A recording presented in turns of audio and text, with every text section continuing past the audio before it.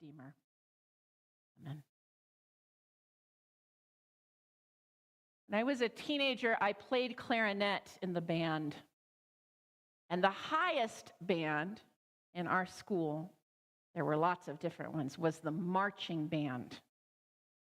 And the highest position in the marching band was the drum major, who got to stand in front of the band and direct.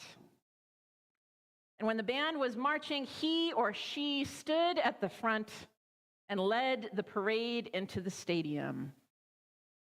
On the football field, it was all about the one who got to play quarterback, but in the stands, it was all about the drum major.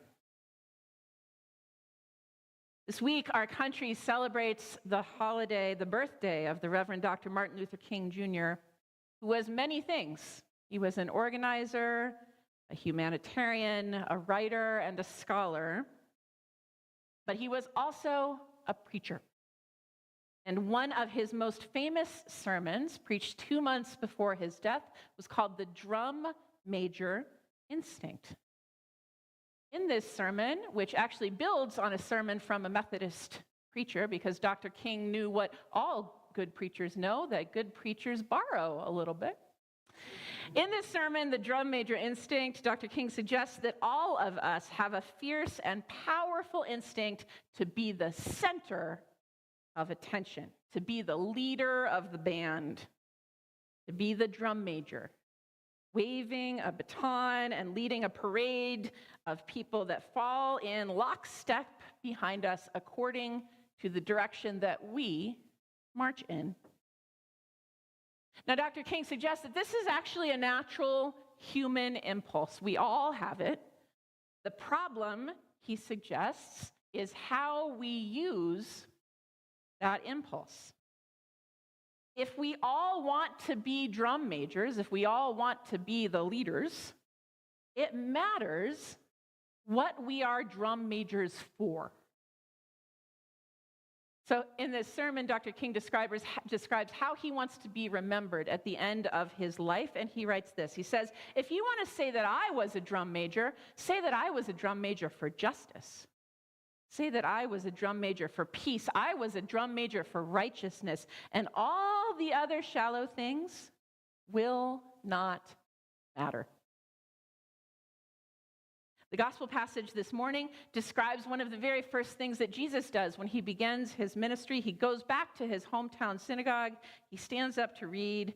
And there in front of his friends and family, Jesus reads from the prophet Isaiah, "The Spirit of the Lord is upon me, for he has anointed me to bring good news to the poor, to proclaim release to the captive, recovery of sight to the blind, to let the oppressed go free, and proclaim the year of the Lord's favor."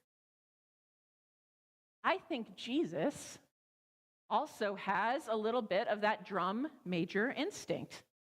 And there in front of everyone in his hometown, he announces his intentions. He is going to be a drum major for liberation, for releasing captives, for helping the blind to see, for setting us all free from whatever it is that binds us.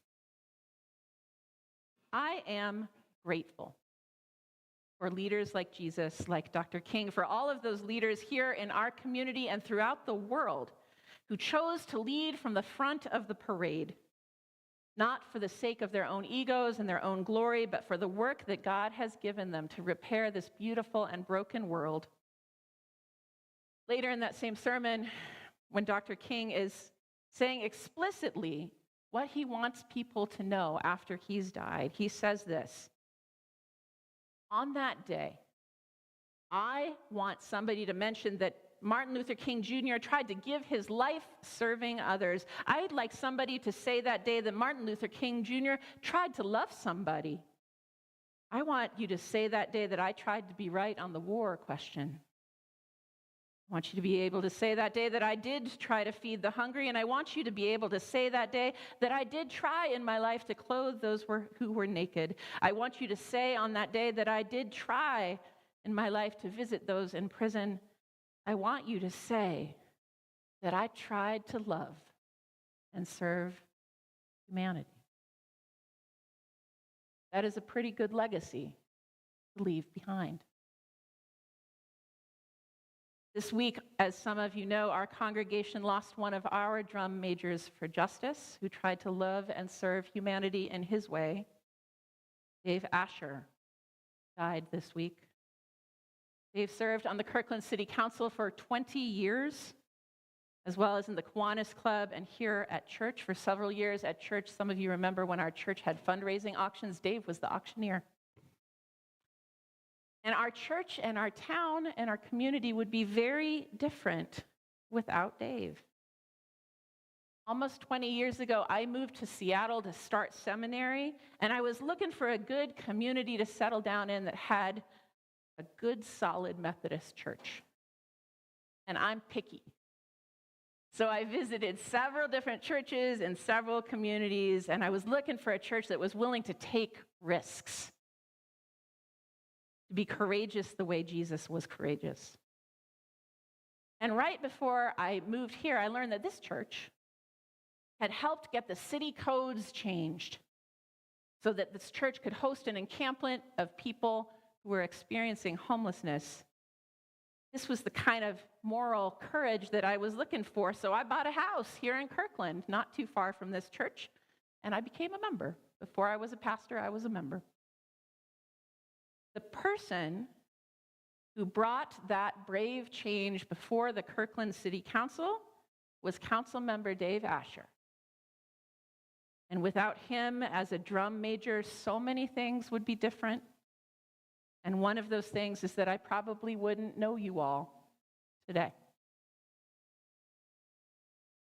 Now, part of me wants to encourage you all to become drum majors yourselves, to lead the charge, lead the parade, and take on those risks that are associated with being out there, with being really visible, the loudest and the most famous. And there is room for that kind of drum major in our country right now. And if that is your call, then by all means, follow that call.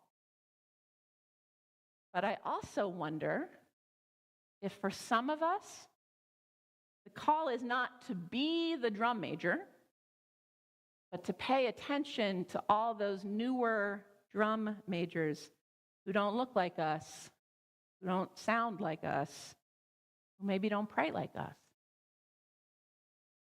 Who are the drum majors in your life? Jesus was a Middle Eastern Jew who lived only to the age of 33.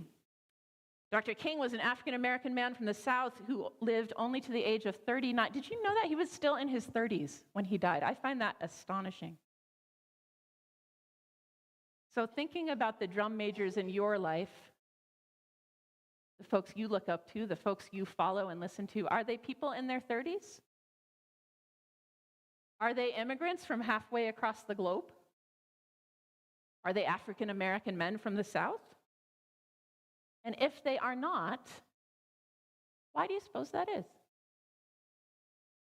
Worth thinking about. I am grateful for drum majors like Jesus and Dr. King and Dave Asher, like many of you in this room right now who organize for compassion and justice and for a better world.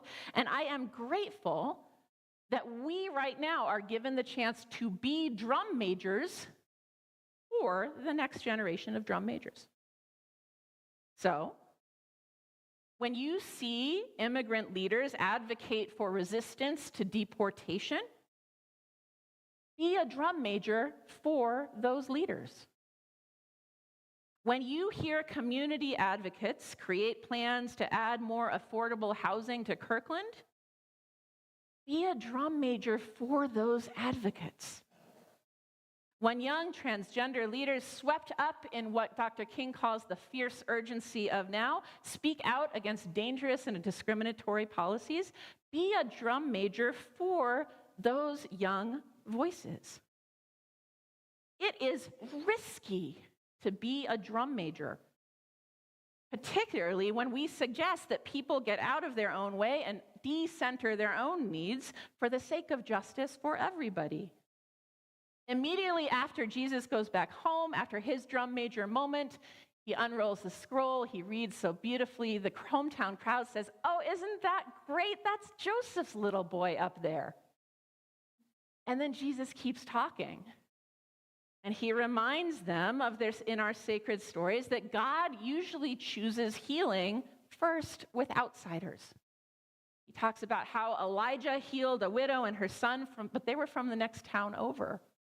He talks about how Elisha healed somebody from leprosy, but he was from the next country over, across the border. And when Jesus' friends and family and neighbors hear this, when they hear that Jesus is not their own protectionist mascot who's going to look out just for number one, they try to throw Jesus off a cliff. And he escapes barely with his life. For both Jesus and Dr. King, being a drum major for the hungry and oppressed and imprisoned for all of humanity came at the cost of their very lives. And because of drum majors like Dave and Jesus and Dr. King, the world is different because of their choices.